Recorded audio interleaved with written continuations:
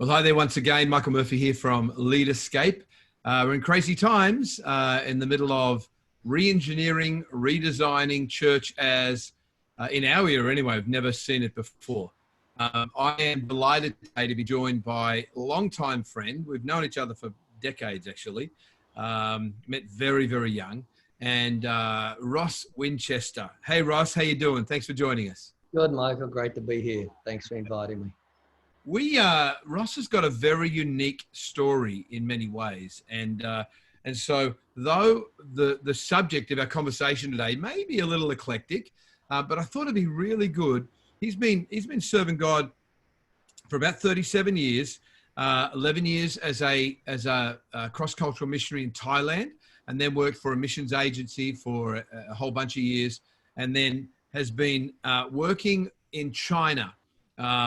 Very much in the news right now, China, and for probably 18 or 19 years. His world, his whole, every day of his life pretty much is helping people to connect with a God that is crazy about them when all normal means are not available to him. And so for you and I, it's church as we've never known it before, but in places all around the world, this is the everyday life of a missionary who has to adapt, who has to flex, who has to do whatever they can in order to be true to the message of the kingdom of God. Have you got any initial thoughts about that, Ross? We can drill into some situations that might come up where you've had to do that. But first of all, you are right now in Australia. You're meant to be in China. This whole thing affected you big time. What happened as far as your recent journey? Yeah, good question. Yeah, we were living in China, and we went to the US for Donna, my wife Donna's operation on the shoulder, because it was free, and we could get all the physiotherapy and follow up there. Then the plan A was go back to China. All our flights were cancelled, so we had scheduled a little bit later to come to Australia to visit some of our partner churches. So the only way was we'd come here early, and it was just about the last plane out of Dodge to get back in the country. Wow. So we're here on about day 8 or 9, self-quarantine in Brisbane. Yes. And what happens tomorrow, who knows? You know, people ask me, what's your 5-year plan? Well, living in a country like China, I said, well, let me tell you about my 5-minute plan, and that might change too. And it's a crazy world, it's a crazy life, but we love it. And I saw a movie recently called The Gemini Man. Will Smith, and he was a CIA operative. He was an assassin slash sniper, and he's talking to his opposite number, a Russian spy. About he'd fallen out of favor with his government, and so he said to the Russian spy, my government have lied to me, and now they're trying to kill me. And the Russian spy said, for us in Russia, that's Tuesday. You Americans, you get your feelings hurt. And I guess you could really relate, like a lot of the shifts and moves and fancy footwork that the church around the world, particularly the Western world, is engaging in right now. You're absolutely right. That's a Tuesday for you. Yeah, well, I thought, well, that's Monday to Friday for us, in double time on weekends. I'm exaggerating a little, but you kind of get the message. Oh, no, that's exactly why I wanted to talk to you. Not to any way denigrate or underplay the uncertainty that many pastors who've been leading their churches are feeling right now. But I guess the overall message is that the Church of Jesus Christ, in all of her beautiful forms, is incredibly resilient. And in fact, it seems over history, and you could tell me way more about this cross-culturally, to be a relationship between when God revives his church to have way greater impact than she ever has. There seems to be a relationship with that, between that and persecution or when things are not flowing the way we would like them to flow? Any Yeah. thought? Well, certainly in China, the church was relatively small around just before the communist takeover, 1948, 49, thereabouts.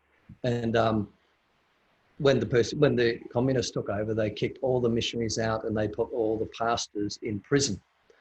So people would just have to meet in small groups and what's God been saying to you? How about reading that verse? It just blew up in a good way. It exploded. And it just went from millions to millions to millions as a result of not being top heavy, allowing people to find God, hear from God for themselves. So yeah, that's I guess the challenge and there were great revivals in the 70s and 80s. Yeah.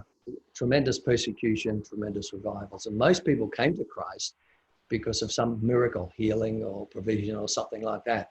Wow.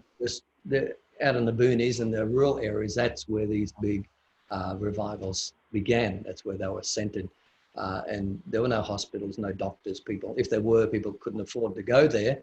So they would just trust God and would heal them. Now they can have stuff, So the big challenge for the church in China now is not so much communism, but materialism. It's kind of overtaken everything. And whether what's happening with the coronavirus in China, in Australia, in the US, and other places, I'm not saying God caused it, but God can use any tragedy and turn it into something good for him, So maybe shaking us from our materialism, shaking us from holding on to stuff and realizing what's really, really important. 100%. And so even in that context in China, are there some specific situations that you're able to share where you literally had to tack? Even you, I guess, had some ways of doing church, though they're very different to most of the ways that folk in the West, lead pastors in the West, get to do it.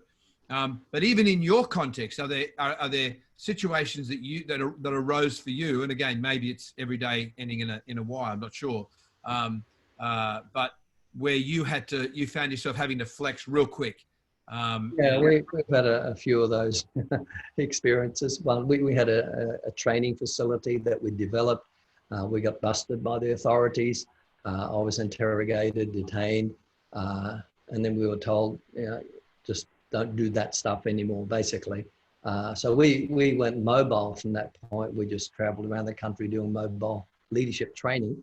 And then after 12 months, we came back to that place and we started again and were there for the next 15 years with really no problems. But it's about not just being flexible, but being fluid, if you know what I mean. No, give me the distinction. No, that's beautiful. I love it. And I want to make sure we're on the one page here. Flexibility, the willingness to change, willingness to adapt. Being fluid, I think you fill in the voids, something opens up. Three of the best lessons I've learned about this stuff that we're dealing with actually came from the NRL. And things I hear players say, things I hear commentators and coaches say, one of them is you play what's before you, play what's in front of you. You can have your strategies, you can have your plans and your programs, but the big forward falls over and there's a yawning gap. You're not going to pass it out to your winger. You're going to run through and score a try. So looking for those gaps, looking for opportunities. I'm just writing that down. That's fantastic. And the other one that they often say is winning starts Monday. So it's all about preparing. It's about positioning yourself, getting your team ready. Maybe there's nothing there. Maybe you can't do anything, but you don't just sit there twiddling your thumbs. You're preparing, you're training and getting ready when the door does open. And the third one was, you hear it all the time, you make your own luck in this game. And if you're watching rugby league, it's nothing about luck. It's just holding your position. It's being there at the right place at the right time and not feeling, well, nothing's happening here. I'm going to where the ball is. No, you hold your position and you do what God's called you to do. So those kind of three aspects have helped me. Our philosophy, I guess, has always been we're always pushing the boundaries as far as we can. When we meet resistance, we pull back. It's like with the Q-tips, clean your ear out. You meet resistance, it's a good idea to stop. And when we meet resistance, can you try. see the? Are you I see making? that. I see the blood coming back. Things start popping out of your ears, mate, with maturity that you never thought would, right? Yeah, exactly. Yeah. Hey, So yeah, when we meet resistance, there's two approaches that I've seen missionaries take. One is just pull back and hide, with a bit of paranoia. Others just keep going until you get busted. And to us, okay, we meet resistance, we pull back and we take another tack. We go in another direction. Our ministry morphs into some other vacuum, some other place where there's a need that we can meet. Yeah. Does that make sense? That's fantastic. Two thoughts come to mind. One is that given right now our dependence on the internet, and everyone's now reliant. I mean, you can't buy a laptop even if you want one. The internet in Australia is groaning under the weight. Sunday morning, some of my friends in the US could not get their churches online because everyone was trying to get their church online. And so more than one person has said to me, and I'm giving some thought to this right now, okay, now that we're in the pocket of our dependence on the internet, what if the internet failed? And I'm not wanting you to answer that question in its entirety, except to say that in the early days of when you started there, I think there was internet, but it certainly wasn't used, and it was not a free internet in the sense that, and so you were forced to make disciples. And the time that the church in China has flourished to the tens of maybe 100 million or whatever it was, was most of that was without online communication. Just talk to us about that for a little bit. When we first went there was no internet, there was no electricity, there were no car. No, I'm joking.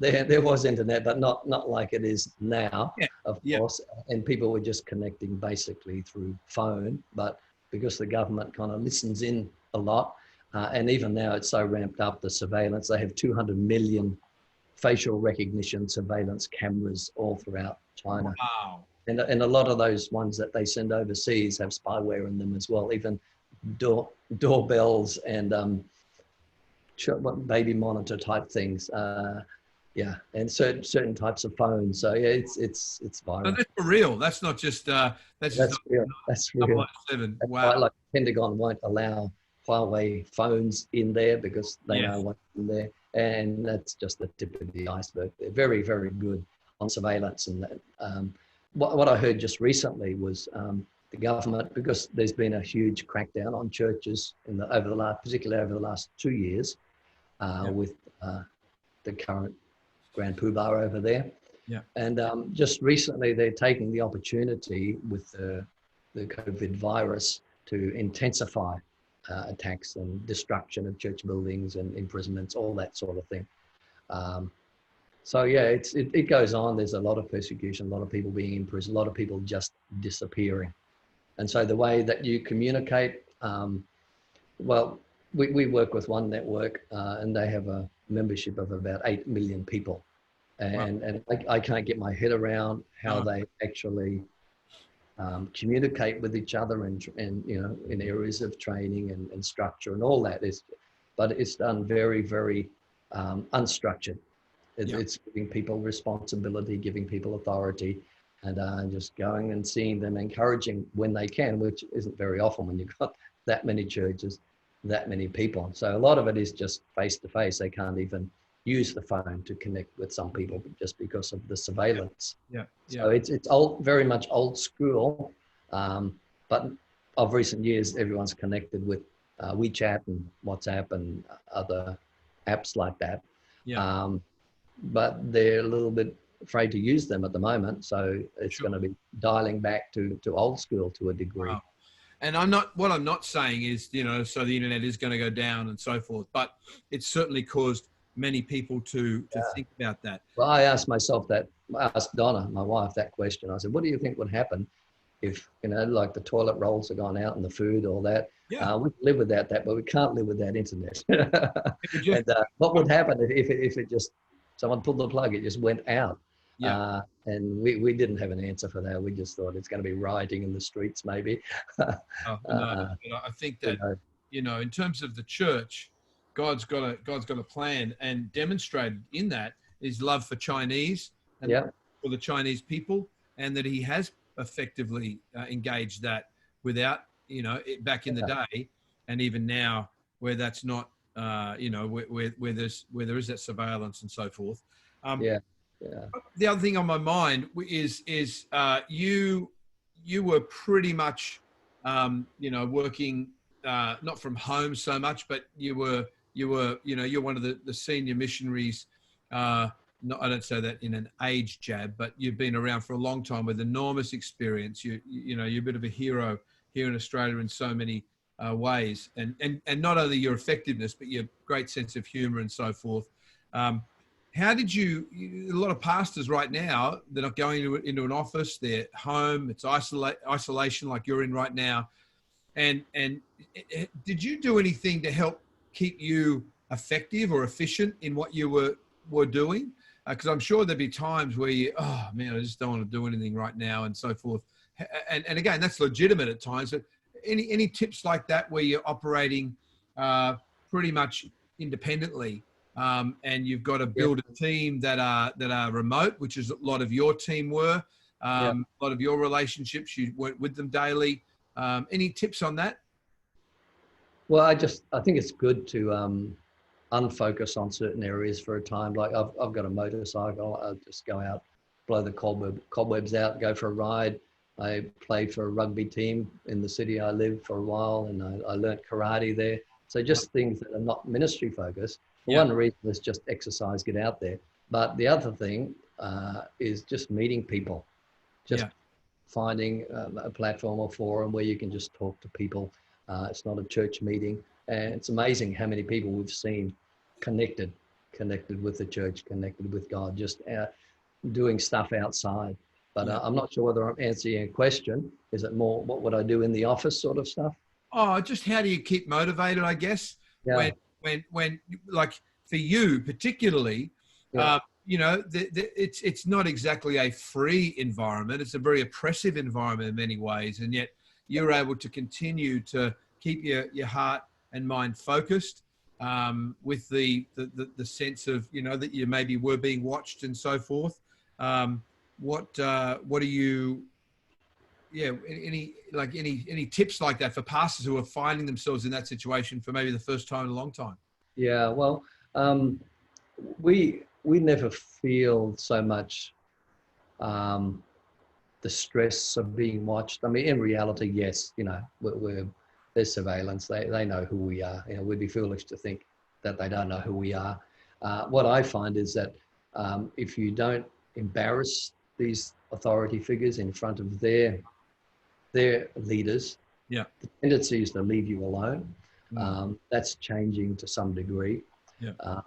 But what I do, we communicate with our team, and when I have downtime, like at the moment we're stuck in quarantine, so I'm writing a book, and that just kind of keeps the juices flowing, helps me to kind of articulate some of the things I've been processing. So just emotional and spiritual health, everyone finds their own level on that, finds their own way to do things to keep sane and just keep focused on what God really wants you to do. Yeah, very good, very good. And I guess maybe finally, and I'll give you the final word if you've got any things on your heart to, potentially over 1,000 pastors this will go to. I mentioned it'll be in a closed group, and so if you are watching this is not necessarily something that you're free to share, although I'm sure you'd want to, but just keep it within yourself. This is for you. I wanted to bring this as an encouragement for you in the midst of some uncertain times. It's all relative. This is relatively uncertain for us. And obviously not what Donna and Ross have endured, and endured with joy, I might say. I'm not saying, oh, poor them. I know that's not what you want to convey, but there must have been some times where fear or the degree of uncertainty, or even though, day to day you realize, as long as you don't do anything lacking wisdom, and you continue to be prudent in all that regard. How have you handled that? How have you pushed back even the mental battle of concern or fear or uncertainties that from time to time in an environment like is your daily fare in China? Because I know that though when we're up behind the pulpit, there's yeah, come on, let's go. There's hope. We're traders in hope.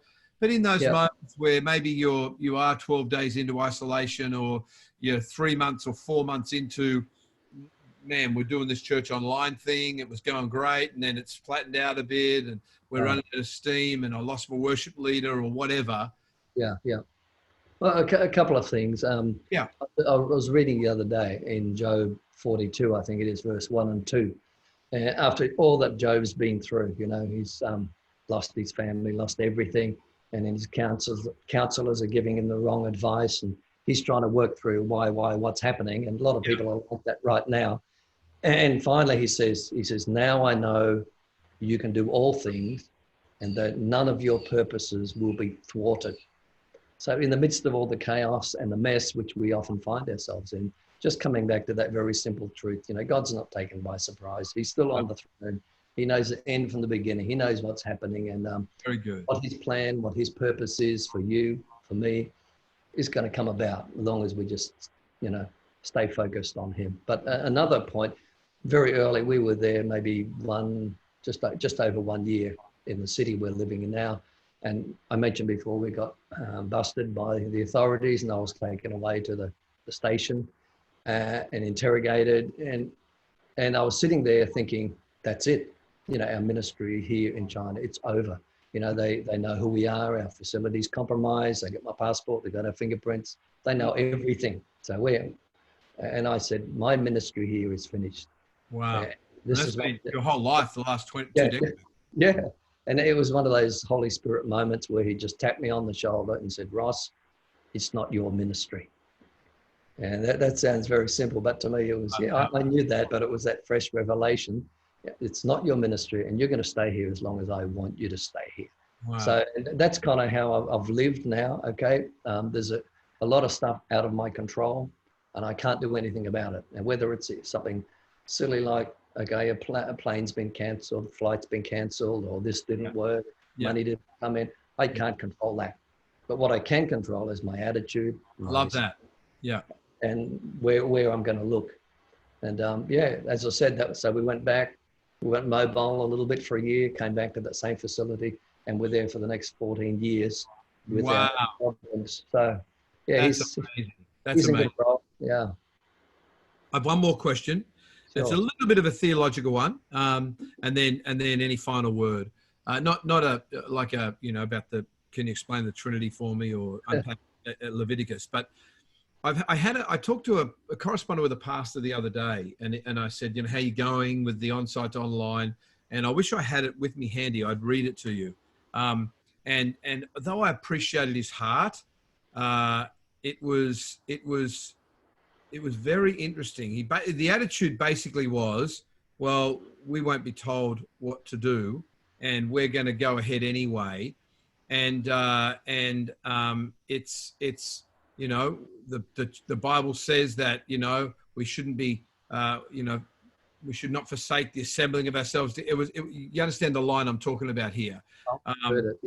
And obviously in your context, you walk the fine line of understanding that there's an authority, understanding that you're playing the long game, understanding that there's certain things that you would put nationals in severe danger.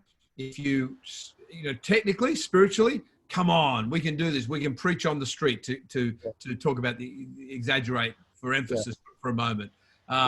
And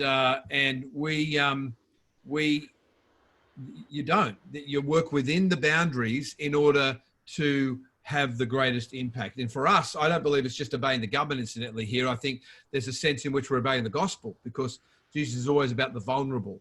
And so us agreeing with the government to self-isolate, to keep it down to 10 or 2 together, You got any thoughts on? It's okay to say no, but any thoughts on that?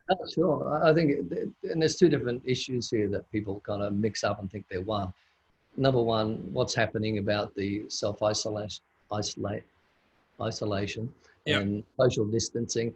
That's nothing to do with religious persecution. That's nothing to do with the government trying to destroy the church. That's a whole different ballgame there. It's about trying to keep the country safe. And as Christians, we've got to be wise, not foolish, not. We're supposed to pray for our government. We're supposed to obey them. If it was something where they were doing it in order to decrease Christianity or somehow hinder what God wanted to do, that's a whole different story. You know what I'm saying? Yeah, I do. Yeah. Like in China, where they say, no, you Christians can't meet. If you can meet over here, all these other groups can meet, but you Christians can't. Okay, that's persecution. That's trying to stop the gospel. And so, yeah, that's my attitude anyway. I'm 100% behind our Prime Minister, 100% behind these guidelines that they're instituting for the safety of the people. And if Christians thumb their nose at that, that's not being salt, that's not being light, that's saying we don't care, basically. Yeah. Okay, buddy. No, I really appreciate it. Any final thoughts to encourage pastors around the world that might be watching this on by replay? Yeah, and I don't know what, I'm sure there are parallels between, you know, the situation in China and the situation in Australia and the States and other places. There are principles that are the same, and that is be wise, obey God, show your care and love and compassion for people. And see, to me, it's all about influence, influencing lives. People talk about impact, and that's the end game. We want tremendous impact on our societies through the gospel. You can't have impact without influence. Wow. And you can't have influence without identification. So if you're not willing to, you know, identify with the people, you know, you can travel 5,000 miles, but not bridge that last 5 feet to enter someone's world. Like Jesus said, go into all the world, but I think he also meant go into people's worlds. Wow. You know, identify with them, then you're going to have influence, and then you're going to have impact. Sounds fantastic. Thank you so much, Ross. We pray for you and Donna for your isolation there. Thank you for all you do for the kingdom and for this encouragement. I know it's going to be a great blessing to many, many pastors. Okay. Thanks so much for sharing your thoughts. Thank you, Michael. It's been great talking to you as always. Bless you and all that you're doing for Jesus. Thanks. See you, man. God bless. Bye-bye.